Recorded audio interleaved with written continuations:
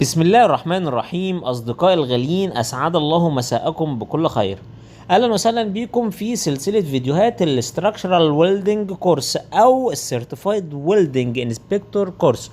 وكنا اتكلمنا في الفيديو اللي فات عن شوية تعريفات مهمة خاصة بالبات ويلد. تعالوا بقى النهاردة في فيديو اليوم نكمل نفس التعريفات، بس المرة دي هتبقى في الفلت ويلد. والعلم حضراتكم عشان ما نعيدش كتير، التعريفات اللي موجودة في البات ويلد هياها التعريفات اللي موجودة في الفلت ويلد، ولكن احنا نزلنا الرسمة فقط لا غير. يلا تعالوا نشوف مع بعض.